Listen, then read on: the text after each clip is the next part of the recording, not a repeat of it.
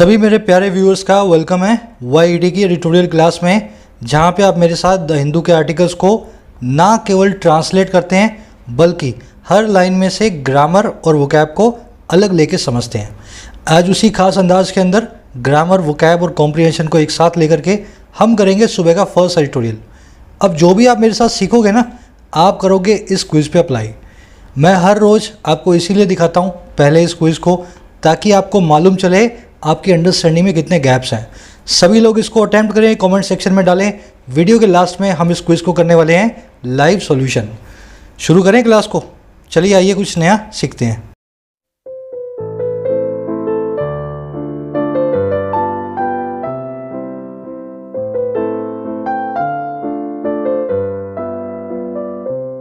कह रहे regional priorities. Regional मतलब किसी रीजन से रिलेटेड, प्रायोरिटीज़ मतलब प्राथमिकताएं। रीजनल आपका एडजेक्टिव है, प्रायोरिटीज़ एक नाउन है। कह रहा है हमारी रीजनल प्रायोरिटीज़ क्या हैं, एशिया पैसिफिक में इंडिया की क्या प्राथमिकताएं हैं। कह रहा है ऑन द SCO समिट, बात कर रहा है SCO नाम के ग्रुप की समिट की, इसकी शिखर वार्ता की। देखिए समिट का मतलब होता है वैसे तो चोटी है ना, पहाड़ की, लेकिन समिट का मतलब होता है टॉप कॉन्फ्रेंस, किसी भी ग्रुपिंग की, किसी भी बड़ी जो है ना समिति की जो सबसे बड़ी कॉन्फ्रेंस होती है ना, उसको कहते हैं समिट। आगे बढ़ेंगे। कहना चाह रहा है अपने टाइटल पैराग्राफ में, कह रहा है the SCO serves India's quest for geopolitical balance and regional engagement. कह रहे जो SCO नाम की जो ये संस्था है ना, जो ग्रुप है, ये सर्व करता है, ये सेवा करता है भाई किन को, इंडिया की क्वेस्ट को, इंडिया की खोज को। क्वेस्ट का मतलब होता है जिस चीज़ के आप पीछे पड़े हैं तलाश में, वो तलाश कहलाती है क्वेस्ट। कह रहे SCO इंडिया की तलाश को सर्व करता है और वो तलाश है जियो पॉलिटिकल बैलेंस की, है ना, जियोग्राफिकली और पॉलिटिकली कैसे हम संतुलन बनाएं, और रीजनल इंगेजमेंट की, कैसे अपने आसपास की कंट्रीज से इंगेज भी हों। अभी हुआ क्या है, इंडिया वेस्टर्न पावर से ज़्यादा अलाइंड है और अपने आसपास की कंट्रीज से ज़्यादा इंगेजमेंट नहीं है। तो SCO में आकर के ना इंडिया का ये इंगेजमेंट वाला और बैलेंस बनाने का काम जो है, तलाश है, वो पूरी हो जाएगी। SCO के जरिए इंडिया इस काम को कर पाएगा। अब ये SCO क्या होता है ये आगे देखेंगे, है ना, अभी तो उसको अपने ट्रांसलेट कर रहे हैं। सब्जेक्ट है आपका SCO, वर्ब आपकी सर्व्स, सब्जेक्ट वर्ब पकड़ा, सेंटेंस आपका गुलाम। हमेशा बोलता हूँ मैं इस बात को बार बार, किसी को हंसी लगती होगी सर ये गुलाम कैसे हो जाएगा। आप एक काम करो, मत ढूंढो सब्जेक्ट वर्ब, पढ़ लो ऐसी सेंटेंस को और फिर मुझे उसका मीनिंग बता दो सही सही। 10 सेंटेंस दूंगा ना, 8 नहीं बता पाओगे आप मीनिंग। सब्जेक्ट वर्ब अगर आपने नहीं पकड़ा तो सेंटेंस के आप गुलाम हो, है ना। क्वेस्ट का मतलब होता है सर्च, तलाश, एक्सपेडिशन, परसूट। ये दोनों वर्ड्स को खास ध्यान देना। जब मैं बोलूँ खास ध्यान देना, समझना कुछ इंपॉर्टेंट वर्ड्स है, एग्जाम में रिपीट होते हैं। परसूट और एक्सपेडिशन दोनों का मतलब होता है कोई मिशन, कोई तलाश। आगे बढ़े, चलो। आज है ना ग्रामर थोड़ी सी हैवी है, तो थोड़ा फोकस रखना, क्योंकि लास्ट का क्विज भी इसी वजह से हैवी बना है। ग्रामर के कॉन्सेप्ट बहुत ज़्यादा थे, मैंने कोशिश की है मैक्सिमम कवर करने की, है ना। समरी ये है, समरी सुन लो इसकी क्या है। SCO नाम की, शंघाई कॉरपोरेशन ऑर्गेनाइजेशन नाम की एक संस्था है। इस ग्रुपिंग के अंदर 8 मेंबर्स हो गए हैं इंक्लूडिंग इंडिया। इंडिया इसका अभी अभी मेंबर बना है 2-3 साल पहले। शंघाई इसका नाम है, तो मतलब चाइना भी इसका एक मेंबर है और बहुत डोमिनेंट मेंबर है। अब SCO क्या है, SCO जो है वेस्टर्न पावर से बिल्कुल भी अलाइन नहीं है, पर इंडिया ऐसा कंट्री नहीं है। इंडिया का अमेरिका से बहुत सारी दोस्ती है, बहुत अच्छी दोस्ती है। तो SCO में आकर के इंडिया ने क्या किया, इसकी एक हेड ऑफ गवर्नमेंट्स की मीटिंग को अभी अभी होस्ट किया। अपना एडिटोरियल क्या कह रहा है ये बिल्कुल सही स्ट्रेटजी है। अपने आसपास आपने अमेरिका से दोस्ती करके बहुत सारे फियर्स को फैला दिया है, खास करके चाइना, रशिया और पाकिस्तान में। कह रहे इन तीनों कंट्रीज़ के साथ आप SCO के बहाने अगर मिलोगे ना, तो आप एक बैलेंस सा बना दोगे। हम भले ही अमेरिका के दोस्त हैं, फ्रांस हमें सपोर्ट करता है, लेकिन हम अपने पड़ोसियों से भी मिलजुल करके रहते हैं। SCO में पार्टिसिपेशन इस बात को बताता है, समझ गए ना। तो कह रहे इससे इंडिया का एक तीर से दो निशाने होंगे, वेस्टर्न पावर से भी अलाइंड रहेगा और अपने आसपास के पड़ोसियों से भी विश्वास में उनके रहेगा। समझ गए ना। बस इसकी यही समरी है आज की सिंप्लीफाइड फॉर्म में। इस समरी को आप लिख करके डालें कमेंट सेक्शन में, आपकी इंग्लिश अच्छी होगी। आज की टोन मैं आपको बता दूं, जस्टिफाइंग या रैशनलाइजिंग, दोनों टोन्स का मतलब क्या होता है, किसी कदम के पीछे का जस्टिफिकेशन निकालना उसका लॉजिक देखना कितना वो सही है। तो इंडिया के एससीओ को ज्वाइन करने का और होस्ट करने का मीटिंग लॉजिक बिल्कुल सही बता रहा है, जस्टिफाई कर रहा है। जस्टिफाइंग या रैशनलाइजिंग आज की टोन है। शुरू करेंगे, बट बिफोर दैट अगर आप बहुत बिगिनर हैं, आपको समझ में नहीं आ रहा है इंग्लिश को कैसे शुरू करना है, ये सब भी आप पढ़ नहीं पाते हैं, तो मैं आपसे सजेस्ट करूँगा अपनी चैनल की होम पेज पे इस प्लेलिस्ट को फॉलो करना शुरू करें। होम पेज पे जाएं, कंप्लीट इंग्लिश ग्रामर की प्लेलिस्ट रखी है। ये एक पेड कोर्स है जो मेरी तरफ से आप सभी को एक तोहफा है ना। इसमें मैंने पेड कोर्स वाला मटेरियल रखा है, लेकिन it is free of cost. 2 week में 30 वीडियोस आधे आधे घंटे की देख करके आप अपनी ज़िंदगी बदल सकते हैं। आज से ही शुरू करें। इसी के नीचे मेंबर ओनली प्लेलिस्ट रखी हैं 2, आप मेंबर बन करके इन प्लेलिस्ट को देख सकते हैं। इसमें मैंने सिखाया आपको बैंक और एसएससी में पेपर को कैसे सॉल्व करना है। तो पहली वाली बैंक की, दूसरी एसएससी की। अभी जैसे बैंक वालों का पेपर है 12 तारीख से, है ना, तो मैंने एक बैंक वालों के लिए अलग से पेपर भी फुल पेपर अपलोड कर दिया है, आज रात में आपको मिल जाएगा। तो ऐसी बहुत सारी वीडियोस रखी हैं 40-50, आप उनको चला करके देख सकते हैं। ज्वाइन करने के लिए आप ऊपर जाएं, ज्वाइन बटन पे प्रेस करें और वीडियो को प्ले करें, आपको बताया जाएगा कैसे ज्वाइन करना है। शुरू करें, चलो आ जाओ। करें 3 years after joining the 8 nation Shanghai corporation organisation और SCO, India hosted the SCO heads of government HOG meeting for the first time on Monday. Simple sentence है, 2 ग्रामर रूल है, ध्यान से देखना। करें 3 साल के बाद, 3 years आफ्टर, 3 साल के बाद। अच्छा भाई किसके ज्वाइन करने के? अच्छा किसको ज्वाइन करने के? 8 मेंबर्स की, 8 नेशन वाली, 8 देशों वाली SCO नाम के ग्रुप को। कह रहा है इसको 3 साल, इसको ज्वाइन करने के 3 साल बाद। अच्छा हुआ क्या? इंडिया ने होस्ट किया, इंडिया मेजबान बना SCO की HOG मीटिंग का, SCO की हेड्स ऑफ गवर्नमेंट्स मीटिंग का। अच्छा कब बना? फॉर द फर्स्ट टाइम, पहली दफ़ा। अच्छा कब बना ये? ऑन मंडे, इस जो है सोमवार को। समझ गए ना? पीस बाय पीस पढ़ो, हर सेंटेंस इसी तरीके से खुल जाता है ना। सब्जेक्ट आपका इंडिया, वो अब आपकी होस्टेड। अब आ जाओ देखने वाली चीज़ों पे। 2 कॉन्सेप्ट हैं इसके अंदर, बहुत बार रिपीट होते हैं, आधे लोगों को आते होंगे और आधे लोगों को जो है शायद ना भी आते हो, है ना। चलो आप खुद ही ट्राई करो। यहाँ पे 8 नेशन की जगह 8 नेशंस भी आ सकता था। 8 और नेशन, 8 तो प्लूरल है, तो नेशन के आगे एस आना चाहिए ना, पर फिर भी नहीं आया। ये आप सीखोगे जब आप इन दोनों सेंटेंसेस पे ध्यान दोगे। सब लोग ट्राई करके मुझे बताएं दोनों सेंटेंस में अगर कोई एरर है तो क्या है, और अगर उसको सही करना है तो कैसे किया जाए। चलो इतना ही टाइम लगना चाहिए इसमें, और एग्जाम में आने वाला ये पेट क्वेश्चन है, खास करके एसएससी में, है ना। The shopkeeper gave me 1000 rupees note. Shopkeeper ने मुझे 1000 रुपये का नोट दिया। क्या दिया मुझे? 1000 रुपये दिया, नोट दिया? सवाल पूछो हम आपसे। नोट दिया ना। नोट 1000 की जगह 500 का भी हो सकता था, 10 रुपये का भी हो सकता था, 1 रुपये का भी हो सकता था। तो 1000 रुपये जो है ना, 1000 रुपये, ये इस नोट के लिए एडजेक्टिव बन के आए हैं। शॉपकीपर ने तो मुझे नोट दिया, वो नोट कितने भी रुपए का हो सकता था, है ना। 1000 रुपये नहीं दिए उसने, मुझे एक नोट दिया।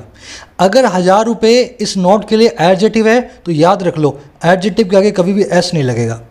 अगर एडजेक्टिव को प्लूरल नहीं बनाना तो पीछे का एस निकाल दो, लेकिन आपका रीडर कंफ्यूज हो जाएगा। उसको बताना पड़ेगा आपको एस क्यों निकाला है। तो उसको बताने के लिए आप क्या करो, इन दोनों के बीच में एक हाइफन लगा दो। ऐसे बनता है हाइफनेटेड एडजेक्टिव। आपने एक रूल भी फॉलो कर लिया और रीडर को बता भी दिया कि मैंने इसलिए पीछे का एस निकाला हुआ है, देख बीच में मैंने डैश भी लगाया है ना। पूरे लॉजिक के साथ बता रहा हूँ ये रूल कैसे बना हुआ है। अब देखो ये रूल जो है कहाँ फेल होता है अगर आप इसका रट्टा मारते हो तो। यहाँ मैंने 1000 रुपये लिख दिया है, बीच में हाइफन लगा के, इसको हाइफनेटेड एडजेक्टिव बना के। अब सवाल का जवाब क्या है? शॉपकीपर ने मुझे दिए 1000 रुपये। क्या नोट दिया क्या उसने मुझे? नहीं, उसने मुझे 1000 रुपये दिए। शायद उसने 1-1 रुपये के 1000 सिक्के भी दे दिए हों। समझ गए ना मेरी बात को। जो मुझे दिया गया है वो है 1000 रुपये। 1000 रुपये ऑब्जेक्ट है गिव वर्ब का। 1000 रुपये एक एडजेक्टिव नहीं बल्कि 1000 रुपये एक नाउन है। अगर ये नाउन है तो ये हाइफन वाला पंगा इसके साथ नहीं करना। इसका हाइफन निकालो और पीछे इसके एस लगा दो। समझ गए ना। तो कब कब आप नाउन को हाइफनेटिव एडजेक्टिव बदलोगे? जब वो नाउन एडजेक्टिव का काम कर रहा हो। अगर ना कर रहा हो तो उससे कोई पंगे नहीं लेने। चलो आगे बढ़े, बस यही रूल है, आप समझना इसको। ऑन मंडे, इस पे भी एक रूल बना हुआ है, रूल आपके सामने मैंने लिख दिया है। दोनों सेंटेंस को देखो और मुझे बताओ क्या एरर है इनमें। रूल आपके सामने है नीचे, रूल को अप्लाई करना है और दोनों सेंटेंस को देखना है क्या एरर है। चलो आपने सुना होगा दिनों के तारीखों से पहले, है ना, डेट से पहले और डेट से पहले ऑन आना चाहिए। The train is late and will arrive on Friday. Train late है और फ्राइडे को आएगी, है ना, बिल्कुल ठीक है, ऑन फ्राइडे तो बिल्कुल ठीक है। लेकिन अगर ऐसा लिख दें, the train is late and will arrive on this Friday, अगर ऐसा लिख देना तो ये सेंटेंस गलत हो जाएगा। जब जब किसी भी पॉइंट ऑफ टाइम से पहले last, past, previous, next, upcoming, this, that, इसमें दिस दैट भी लगा लेना ना, this that, this and that.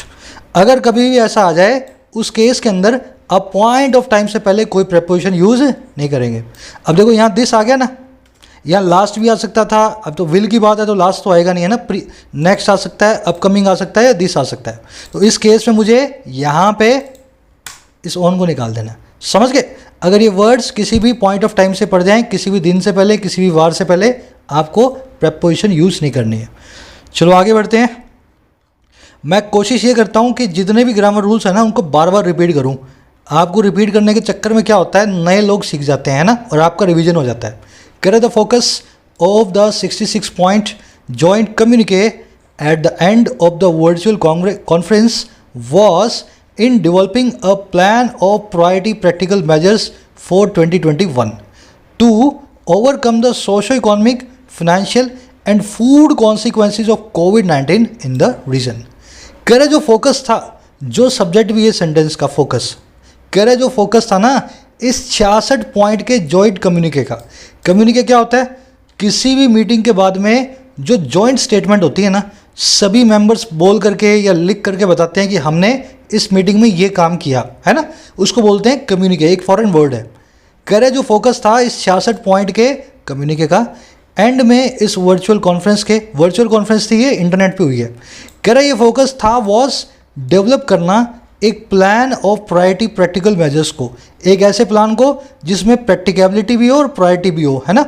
और किसके लिए भाई, 21-22 के लिए। अच्छा क्यों करना है, ताकि ओवरकम कर पाएँ, जीत पाएँ सोशो इकोनॉमिक, सामाजिक और आर्थिक, फिनेंशियल और किससे भाई, फूड कॉन्सिक्वेंसेस से कोविड-19 के इस रीजन के अंदर। तो इनका सारा फोकस यही था 2021-22 के अंदर जो फूड कॉन्सिक्वेंसेस आएंगे, जो फिनेंशियल कॉन्सिक्वेंसेस आएंगे, जो सामाजिक और आर्थिक कॉन्सिक्वेंसेस आएंगे कोविड-19 के, उनसे कैसे निपटा जाए। समझ गए। सब्जेक्ट आपका फोकस, वो अब आपकी वॉज। अब ध्यान करने वाली चीज़ें देखो। 66 पॉइंट क्यों आया, क्योंकि फोकस ऑफ प्रेपोजिशन का ऑब्जेक्ट है जॉइंट कम्युनिके।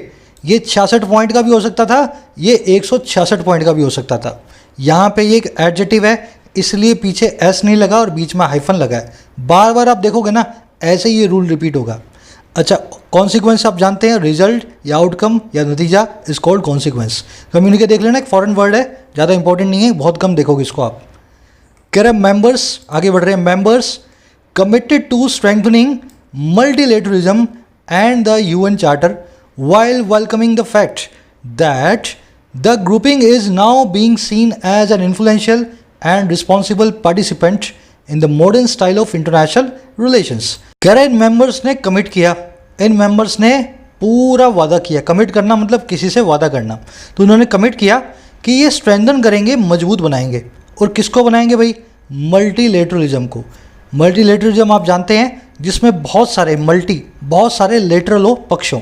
मल्टीलेटरलिज्म का मतलब है सारे देशों का आपसी कोऑपरेशन, सद्भाव। समझ गए ना, सभी पक्षों का सम्मान।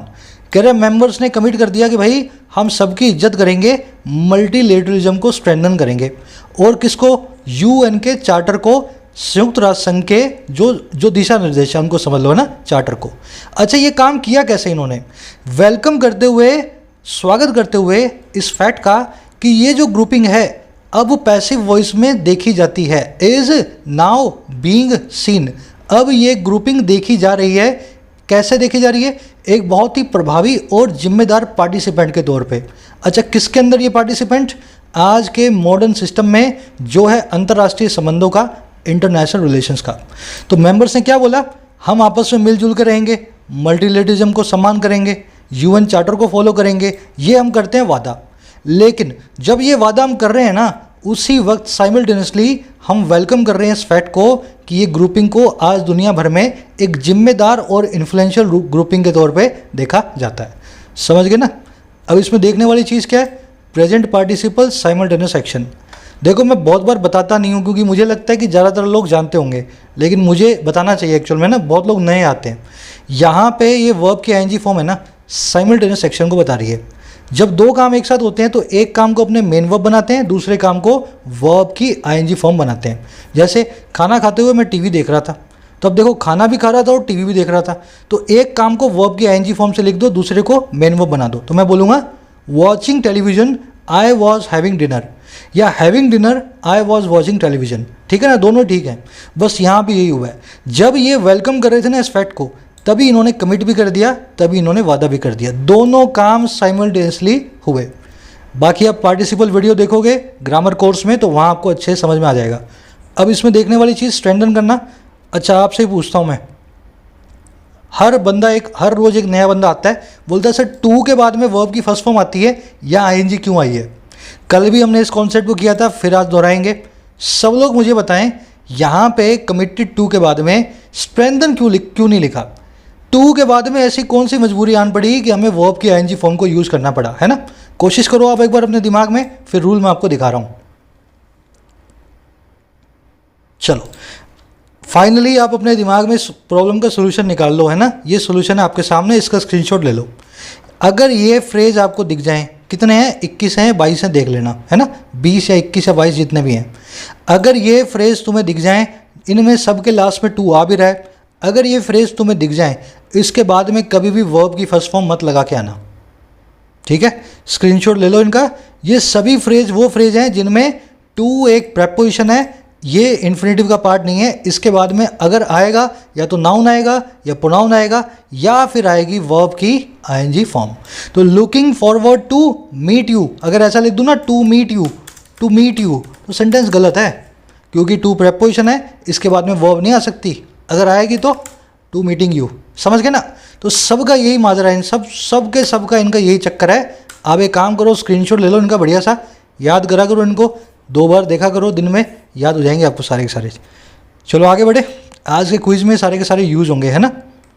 कह रहे द मीटिंग ऑल्सो, इस पे एक क्वेश्चन हर एग्जाम में बनता है, हर एग्जाम में आप देख लेना 10 में से 8 में बना होगा, तो ये बहुत काम की चीज़ है ये वाला स्क्रीनशॉट, है ना। कह रहे the meeting also showed up persisting differences, कह रहे इस मीटिंग ने साथ ही साथ हमें शो अप भी किया लगातार बने हुए परसिस्टिंग डिफरेंसेस को, मतभेदों को। तो ऐसा नहीं है इसमें प्यार प्रेम की बातें हुई हैं, आपस के मतभेद भी हमें देखने को मिले, खास करके हिंदुस्तान और पाकिस्तान के, ठीक है ना।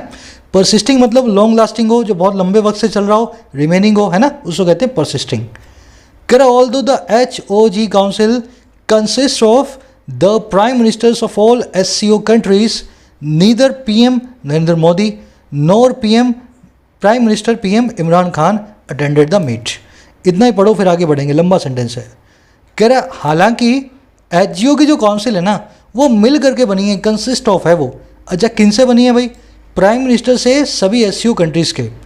कह रहे हालांकि ऐसा है, फिर भी हुआ क्या, ना तो हमारे PM ने, ना पाकिस्तान के PM ने, ना तो मोदी जी ने, ना इमरान खान ने, कह रहे दोनों ने ही अटेंड नहीं किया इस मीटिंग को। अब देखो रीज़न बताएगा क्यों नहीं किया। Ostensibly due to a protocol mismatch between the positions of PMs in parliamentary democracies versus those in the former Soviet bloc and China।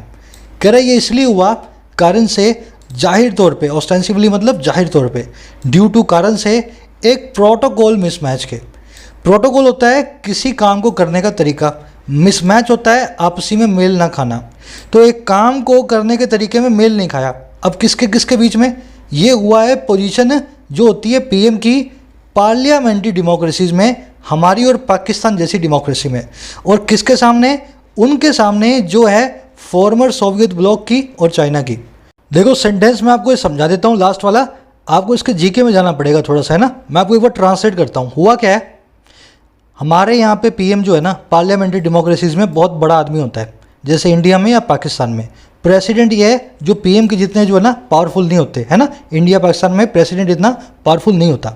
अगर ऐसा है तो वहाँ पे चाइना और रशिया में PM बहुत पावरफुल नहीं होता, बल्कि प्रेसिडेंट ज़्यादा पावरफुल होता है। तो एक मिसमैच आ गया प्रोटोकॉल में। इस प्रोटोकॉल में मिसमैच के कारण वहाँ के प्रेसिडेंट आए चाइना और सोवियत ब्लॉक के, पर इंडिया के पीएम नहीं जा पाए क्योंकि पीएम और प्रेसिडेंट का आपस में मिसमैच हो रहा था, है ना, दोनों के अलग अलग पावर्स हैं। तो कुछ ऐसा मिसमैच आया जिसकी वजह से ना हमारे मोदी जी गए ना वहाँ से इमरान खान जी गए। समझ गए ना? तो बस यही कहना चाह रहा है। बाकी आप इसके जीके में जाओगे तो आपको सही रीज़न पता लगेगा क्या कहना चाह रहा है। ये मैंने आपको उसका ट्रांसलेशन बता दिया, है ना। आ जाओ इसमें ग्रामर रूल, वो तो अपने बता ही सकते हैं, है ना। परसिस्टिंग मतलब लॉन्ग लास्टिंग। अब जो ग्रामर रूल मैं आपको बताने जा रहा हूँ ना, याद रखना इसको, आप इसको भूलोगे, और इसको ना भूलने का सिर्फ एक ही तरीका है, इसका स्क्रीनशॉट लेकर के याद कर लेना इसको। कंसिस्ट और कंप्राइज दो वर्ब्स हैं। कंसिस्ट के बाद में ऑफ आता है और हमेशा आता है, कंप्राइज के बाद में ऑफ आता है लेकिन कभी कभी आता है। फिर सुन लो, कंसिस्ट और कंप्राइज दो वर्ब्स हैं, दोनों एक दूसरे के सिनोनिम हैं। कंसिस्ट के बाद में हमेशा ऑफ आता है लेकिन कंप्राइज के बाद में कभी कभी आता है, कभी कभी नहीं आता। अब आपको याद क्या रखना है, पहले तो किसके बाद में ऑफ आता है ये आपको याद रखना पड़ेगा। कंसिस्ट के बाद में आता है, ऐसा याद रख लो, मैंने जैसे रखा हुआ है, छोटा वाला है ना जो, उसके बाद में ऑफ आता है। कंसिस्ट छोटा वाला है कंप्राइज से, देख रहे हो ना, नंबर इसमें कम है, वर्ड्स जो हैं, लेटर्स जो हैं इसमें कम है। छोटे वाले के बाद में ऑफ आता है, मैंने तो ऐसे याद किया हुआ है। बड़े वाले के बाद में ऑफ आएगा, कब नहीं आएगा ये मैं आपको समझा देता हूँ। देखो, CO2 consist of carbon and oxygen. CO2 मिलके बनी है कार्बन और ऑक्सीजन से, carbon dioxide, carbon plus oxygen, इनसे ही मिलके बनी है ना। ऑफ आएगा, बिल्कुल करेक्ट है, नो एरर पहले सेंटेंस में। अब दूसरा देख लो, CO2 comprises of carbon and oxygen. CO2 मिलके बनी है, कंप्राइज होके बनी है कार्बन और ऑक्सीजन से, यहाँ पे ऑफ नहीं आएगा। कंप्राइज एक ट्रांजिटिव वर्ब है, इसके बाद में सीधे सीधे ऑब्जेक्ट देना जरूरी है। कंप्राइज को ऑफ लगा करके कभी भी नहीं लिखना, ठीक है ना। दूसरे में एरर थी, मैंने ऑफ निकाल दिया। अब तीसरा देखो, CO2 is comprised of carbon और ऑक्सीजन। CO2 मिलके बना है कार्बन और ऑक्सीजन से। ये इज कंप्राइज जो देख रहे हो ना आप, यहाँ पे कंप्राइज्ड पैसिव वॉइस नहीं है, ये एक एडजेक्टिव है। अगर ये पैसिव होता तो उसका मतलब होता CO2 को मिलके बनाया गया है ना। ऐसा तो नहीं है, जबरदस्ती तो इसको किसी ने बनाया नहीं। कंप्राइज्ड एक एडजेक्टिव है, अगर कंप्राइज एक एडजेक्टिव है, वर्ब नहीं है, तो उसके बाद में ऑफ आएगा। तो रूल ये कहता है कंप्राइज एज अ वर्ब तो ऑफ लेगी, एज अ वर्ब तो ऑफ नहीं लेगी, है ना, ऑफ नहीं आएगा। लेकिन एज एन एडजेक्टिव इसके बाद में ऑफ इज श्योर, ठीक है ना। वर्ब के बाद में ऑफ नहीं आएगा, कंप्राइज वर्ब के बाद में, एडजेक्टिव के बाद में हमेशा ऑफ आएगा। इसको याद कैसे रखोगे, is comprised, was comprised, were comprised, है ना। जैसा ऐसा कुछ आ जाए ना, बी फैमिली की वर्ब प्लस में कंप्राइज्ड, तो वहाँ पे आपको ऑफ लगाना है, अदरवाइज नहीं लगाना। चलो आगे बढ़ते हैं। ये नीदर वाला रूल भी देख लो, कल मैंने कम्युनिटी पोस्ट में एक डाला था, मैंने ऐसे ही मेरे दिमाग में आया, मैंने कहा सबसे पूछे, मैंने डाला both of the teams did not win the match. Both of the teams did not win the match, इसमें कौन से पार्ट में एरर है? एरर क्या है, सेंटेंस ही गलत है, क्योंकि बोथ प्लस में not is equal to neither. Both plus में नॉट का मतलब है दोनों में से कोई भी नहीं। इसके लिए अपने पास ऑलरेडी एक वर्ड है इंग्लिश में, नीदर। अगर अपने पास ऑलरेडी वर्ड है तो बोथ प्लस में नॉट को यूज़ ना किया जाए, समझ गए ना। बोथ के साथ में कभी भी नॉट ना आए, आप नीदर को यूज़ करोगे, वो सेंटेंस उसी मीनिंग के साथ बन जाएगा। तो इसका सेंटेंस बनेगा नीदर ऑफ द टीम्स, है ना, of the teams won the match, ठीक है ना। दोनों में से किसी ने भी मैच नहीं जीता। तो both plus not is equal to neither. अगर ऐसा है तो बोथ नॉट को कभी यूज़ ना करें, नीदर को लगाएं बिंदास, बोथ नॉट को कभी भी यूज़ ना करें। चलो आगे बढ़ते हैं।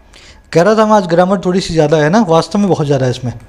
कह रहा mister Modi was represented by vice president Venkaiah Naidu who made strong observations on cross border terrorism.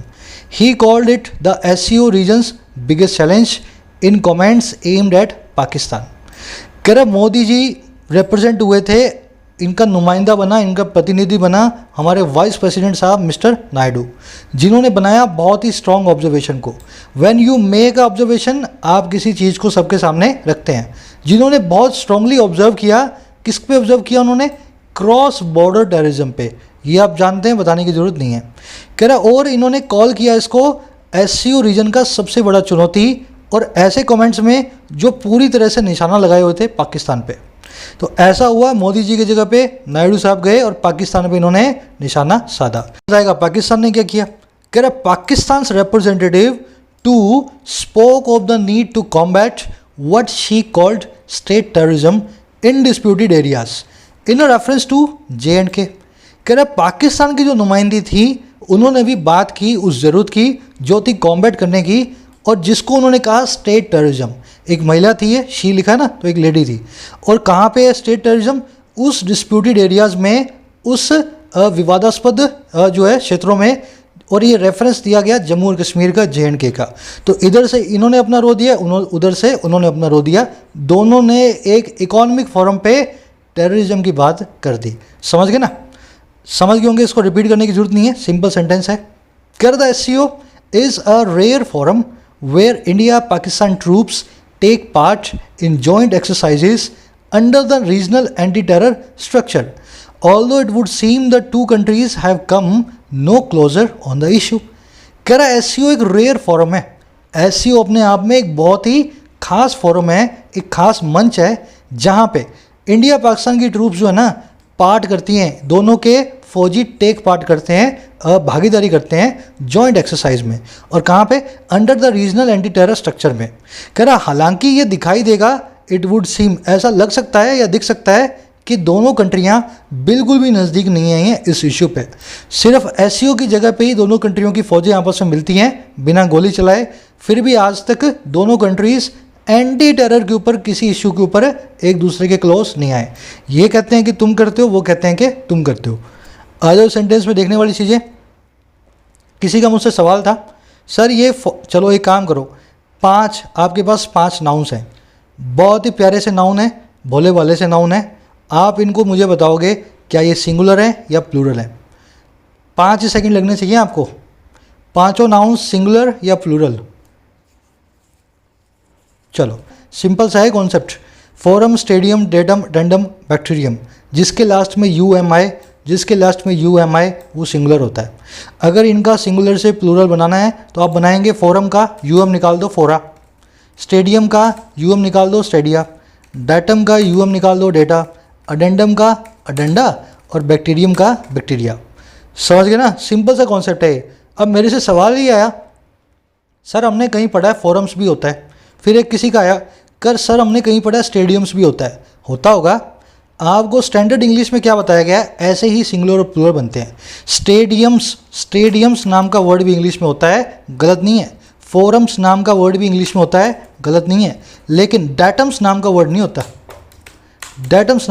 होता, तो ऐसे चक्कर में ना पड़ो जो कल को सही ना बैठे। अडेंडम्स नाम का वर्ड नहीं होता, है ना?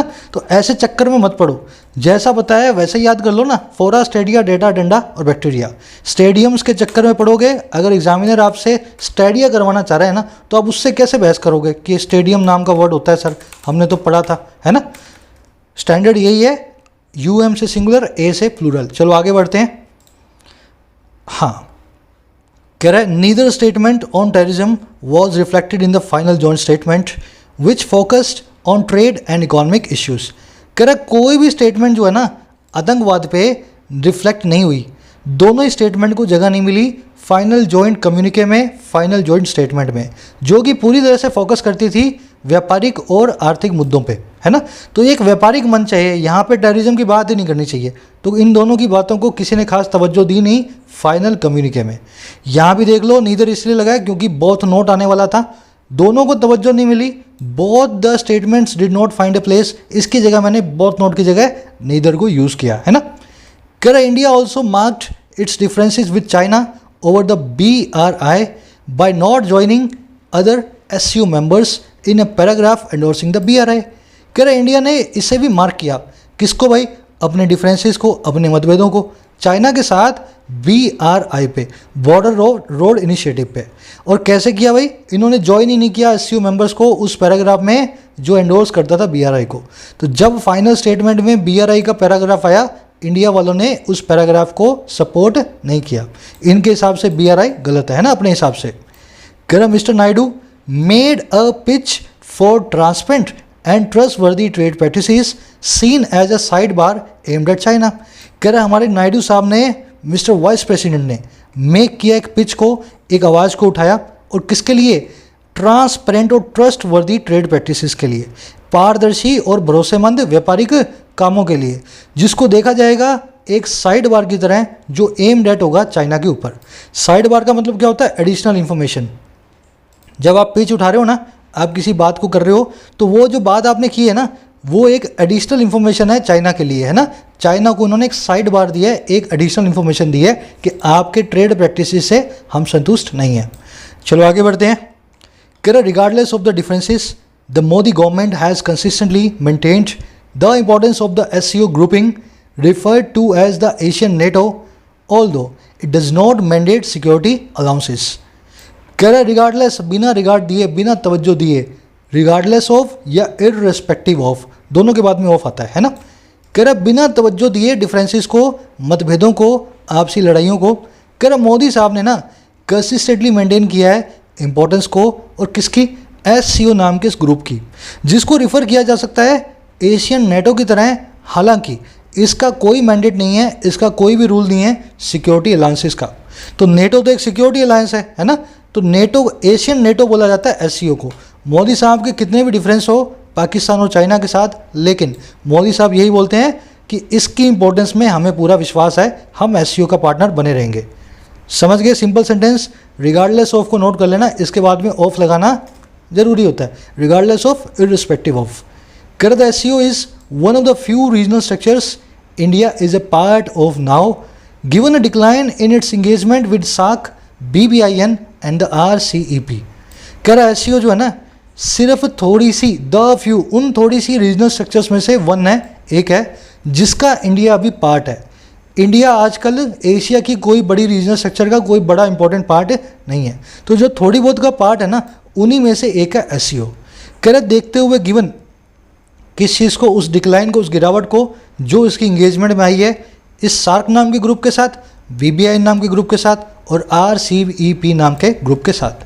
तो आज की डेट में इंडिया एशियन किसी ग्रुपिंग का कोई बहुत बड़ा पार्ट नहीं है सिवा SCO के, है ना। चलो, इंगेजमेंट जानते हैं ना, किसी काम में अपना जो है इन्वॉल्वमेंट देना, वो होता है आपका इंगेजमेंट, है ना, इन्वॉल्वमेंट। कर the SCO provides India a convenient channel for its outreach, trade and strategic ties to central Asian countries. कह रहे हैं जो SCO नाम का जो ऑर्गेनाइजेशन है, ग्रुपिंग है, ये प्रोवाइड करती है इंडिया को एक बहुत ही सुविधाजनक, कन्वीनियंट चैनल। चैनल का मतलब होता है पाथ या रास्ता। SCO इंडिया को बहुत ही एक सुविधा वाला रास्ता देता है, एकदम कंफर्ट वाला। और किसके लिए? इसकी आउटरीच के लिए। आउटरीच का मतलब क्या है? ब्रेक कर दो।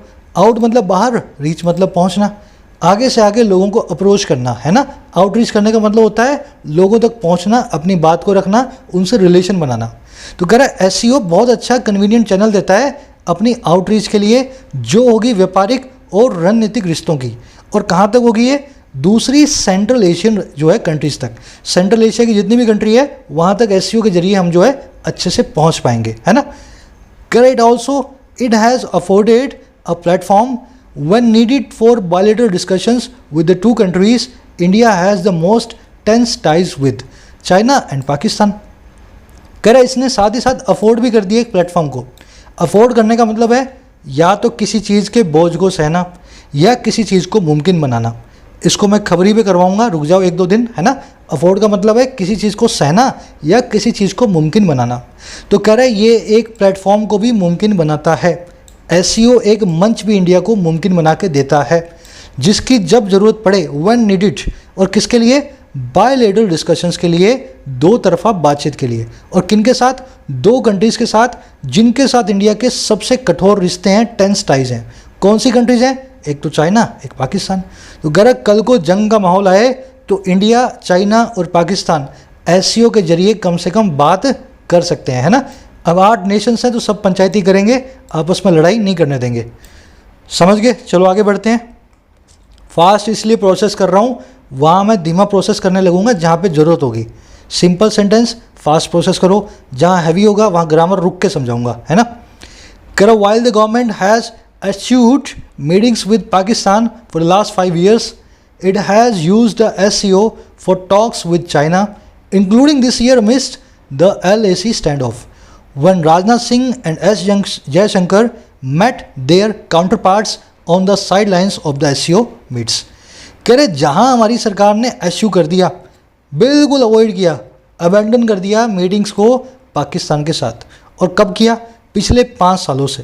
तो जहाँ 5 सालों से दोनों कंट्रियाँ मुंह नहीं ताकती एक दूसरे का, बिल्कुल जो है दोनों ने एश्यू कर रखा है मीटिंग्स को। कह रहा है इंडिया ने, हमारी सरकार ने इस चीज़ को अबेंडन किया हुआ है। कह रहा है वहीं पे इसी गवर्नमेंट ने यूज़ किया है एससीओ को बातचीतों के लिए चाइना के साथ, जिसमें शामिल है ये साल। और कब? LAC स्टैंड ऑफ के बीचों बीच, जब राजनाथ सिंह और एस जयशंकर साहब मिले अपने काउंटर पार्ट से, मतलब राजनाथ सिंह जो है अपने जो हो गए अपने डिफेंस, और जयशंकर साहब हो गए अपने फॉरेन वाले। तो ये अपने काउंटर पार्ट से मिले, चाइना के डिफेंस और फॉरेन मिनिस्टर से मिले। और कैसे मिले? साइड लाइन्स पे एससीओ की मीट्स पे, है ना। तो एससीओ की मीट की साइड लाइन पे, साइड लाइन मतलब क्या होता है? जो काम आप करने आए हो वो आपने किया, बचे कुछ टाइम में आपने कुछ और काम भी निपटा लिए, है ना। मीटिंग तो करने गए थे एससीओ की, मीटिंग के बाद में किसी से पर्सनली भी बात कर ली। तो एससीओ की मीटिंग के साइड लाइन्स में इन दोनों ने अपने अपने काउंटर पार्ट से बात की है। एश्यू करना होता है अबैंडन करना, अवॉइड करना। अब जानते हो ये वर्ड 2 दिन पहले भी आया था। काउंटर पार्ट आप समझ गए हो, है ना। चलो, कह रहा above all the SCO has been seen as a grouping worth pursuing as it retains India's geopolitical balance, a useful counterpoint to New Delhi's otherwise much more robust relations with the Western world. Sentence लंबा, यहीं रुक जाओ। कह रहा above all, सब चीज़ों से ऊपर, इन सब बातों को छोड़ो, इन सब से ऊपर हुआ क्या? जो एससीओ है ना, उसको देखा गया है, has been seen, passive voice में इसको देखा गया है। और कैसे? एक ऐसी ग्रुपिंग के तौर पे जो वर्थ है परस्यू करने के, एक ऐसी ग्रुपिंग के तौर पे जो कीमती है, जिसका हम पीछा करें, जिसमें हम शामिल हों, है ना। वर्थ है उनका, कीमत है उसकी। करेक्ट, क्योंकि ये रिटेन करता है इंडिया के जियो पॉलिटिकल बैलेंस को, इंडिया का जियोग्राफिकल और पॉलिटिकल संतुलन बना करके रखता है। अच्छा, ये बैलेंस क्या है? ये एक यूजफुल काउंटर पॉइंट है इंडिया की अदरवाइज बहुत ही ज़्यादा रॉबस्ट रिलेशंस का वेस्टर्न वर्ल्ड के साथ। सारा एशिया ये कहता है कि इंडिया को अब वेस्टर्न वर्ल्ड के साथ ज़्यादा अलाइन ना हो। एससीओ के जरिए इंडिया पूरे एशिया को ये बताता है कि जितने हम वेस्टर्न से मिले हुए हैं, वेस्टर्न कंट्रीज से, उतने ही हम इंडिया के दूसरे कंट्रीज जो है ना नेबरिंग, उनके भी सगे हैं, है ना। तो ऐसा जियो पॉलिटिकल बैलेंस बनाने में इंडिया को हेल्प करता है ये एससीओ, है ना। कह रहा है और hosting the SCO meeting was one more step towards developing that engagement. और कह रहा है जो होस्ट करने का काम था ना इस साल की एससीओ को, वो था एक और कदम डेवलप करने की तरफ उस एंगेजमेंट को, उस इन्वॉल्वमेंट को। समझ गए ना। तो इंडिया सबको क्या बता रहा है? ना केवल यूएसए, ना केवल फ्रांस, ना केवल कनाडा, हम इंडिया के आसपास की कंट्रीज से भी पूरा मेल जोल बना के रखना चाहते हैं। एससीओ के इसीलिए हम पार्ट हैं, और जियो पॉलिटिकली अपने रिलेशंस को हम बैलेंस करेंगे, दुनिया के हर कोने में सबसे दोस्ती बना करके रखेंगे। आ जाओ अपना लास्ट ग्रामर रूल देख लें। मैं क्या बताऊँगा आप खुद ही बताओ, दोनों सेंटेंस देखो और मुझे बताओ क्या एरर है। रूल आपके सामने ही पड़ा है नीचे सेंटेंस के अंदर, वहाँ से इसको रिलेट करो, फिर मैं आपको रूल बताता हूँ। देखो रूल ये है, बहुत सारी वर्ब्स तो मैंने आपको बताई है जो अपने बाद हमेशा आईएनजी फॉर्म लेंगी, जैसे एडमिट है, कंसीडर है, सजेस्ट है ना।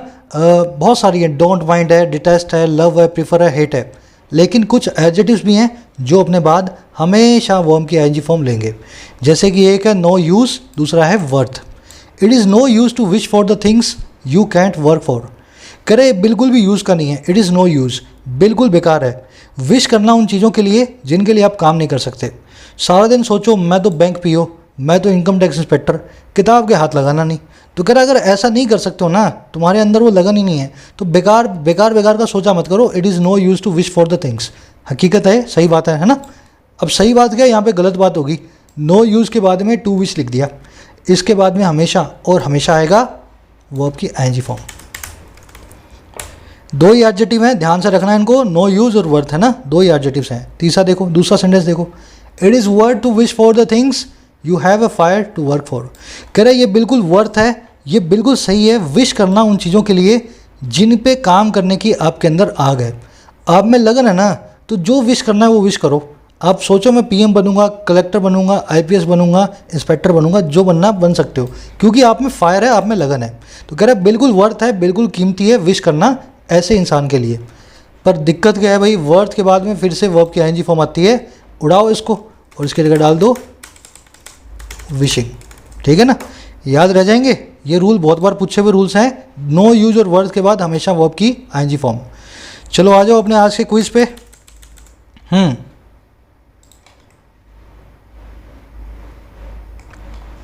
एक लाइक देना ना भूलें और एक शेयर देना तो बिल्कुल ना भूलें, है ना। अब से टाइमिंग फिक्स कर रहा हूँ मैं वीडियोस की, मोस्ट प्रोबेबली इसी टाइम आपको दोपहर में 1:30 बजे मिला करेगी और लाइव मिलेगी। तीनों ही क्वेश्चन अपने आप में कॉम्प्लिकेटेड हैं। एक काम करना, आपने क्या इसमें कितनी, अब देखो सारा कुछ सिखा दिया मैंने, है ना। अब आप अटैम्प्ट करोगे तो कोशिश करना बताना मुझे क्या आपका स्कोर बना सब कुछ सीखने के बाद। अब मैं आपको करवा रहा हूँ, 3 में से आपका स्कोर क्या बना मुझे बताना। इनफैक्ट 4 बनेंगे क्योंकि इसमें 2 एरर्स हैं। पहले यही वाला कर लेते हैं। The bacteria that is responsible for mediate infections in humans is comprised RNA। कह रहे जो बैक्टीरिया जो रिस्पॉन्सिबल है, बैक्टीरिया बताओ मुझे सिंगुलर होता है प्लूरल होता है? अगर पीछे UM आ रहा होता तो ये सिंगुलर होता, अगर A आ रहा है तो ये प्लूरल है। अगर ये प्लूरल है तो वर्ब कैसे आ गई इसके आगे? इज़। दैट रिलेटिव प्रोनाउन जिसका एंटीसीडेंट है बैक्टीरिया, उसकी वर्ब होगी प्लूरल क्योंकि एंटीसीडेंट एक प्लूरल नाउन है। तो यहाँ पे इसको काटो और R बना दो, ठीक है ना, या फिर इसको UM बना दो। लेकिन पेपर में आप प्रीफर करोगे जो पहले से पढ़ा उसको पढ़ा रहने दो और वर्ब को चेंज कर दो, है ना। तो इसको R बना दो।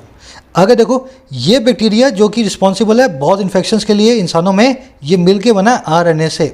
कंप्राइज्ड इज कंप्राइज्ड ऑफ, बताया ना, कंप्राइज के बाद में ऑफ तब आएगा जब इससे पहले is MR was were be been आ रहा हो, तब ये बन जाता है एक एडजेक्टिव। एडजेक्टिव के चक्कर में इधर F जो है ऑफ लगाना होता है। तो 2 एरर्स हैं, यहाँ पे इज का R, वहाँ पे ऑफ को ऐड करना है। अब आ जाओ पहला सेंटेंस। द 11 मेंबर या 11 members committee had reached it's final decision and the verdict consisted of या बिना ऑफ 30 पेज या पेजेस। कैसे करेंगे इसको? चलो देखो, कमिटी एक नाउन है, इससे पहले क्या एडजेक्टिव चाहिए? अगर एडजेक्टिव चाहिए तो या तो D बनेगा एडजेक्टिव, बीच में हाइफन, लास्ट में बिना S, या तो C बनेगा और या फिर A बनेगा। बात खत्म होगी। अब यहाँ देखो, and the word it consisted, consist के बाद में हमेशा ऑफ आएगा। अगर ऑफ आएगा तो ऑफ आ रहा है या तो A में, या तो A में, या आ रहा है D में, ठीक है ना। C में आ नहीं रहा तो C को निकाल दो, ये आपका आंसर नहीं है। अब बताओ मुझे 30 पेज या 30 पेजेस? ऑफ प्रेपोजिशन का ऑब्जेक्ट है 30 पेज। अगर यहाँ पे पेज ऑब्जेक्ट बन के आया है तो ये एक नाउन है।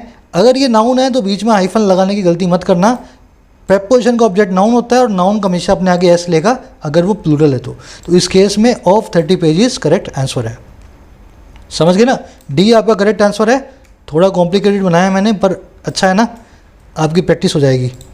अगला देखो, 8 मेंबर या 8 मेंबर्स जो लगाना है। SU's proposal to India for participation in the grouping is crucial to dash peace in the region and worth dash। सीधे सीधे 2 सेकंड में सॉल्व कर सकते हो उसको। वर्थ के बाद भी वर्ब की ING फॉर्म, क्रूशियल टू के बाद में भी वर्ब की ING फॉर्म। वो 20 फ्रेज करवाए थे उसमें क्रूशियल टू भी आता है ना। तो क्रूशियल टू के बाद में ING, वर्थ के बाद में ING, यहाँ भी ING, यहाँ भी ING, सिर्फ और सिर्फ D में आ रही है। अगर D में आ रही है तो D आपका आंसर है, बाकी चीज़ों को भूल जाओ, ठीक है ना। तो इस तरीके से एलिमिनेशन मेथड से जाएं, इजीली आप कर सकते हैं। शाम में पेपर अपलोड करूंगा बैंक वालों का, 2.5 घंटे का पेपर है, आराम से देखना रात में, है ना। अब प्रोबेबली यही टाइम रहने वाला है, 1:30 बजे अपने करा करेंगे वीडियो को लाइव, है ना। मैं रात में प्रिपेयर कर देता हूँ, सुबह में अपलोड कर देता हूँ ताकि एक फिक्स टाइम आपको मिले हर रोज़ अपना एडिटोरियल्स। जरूर से सब्सक्राइब करें। मुलाकात लूँगा कल की वीडियो में, तब तक के लिए साइनिंग आउट।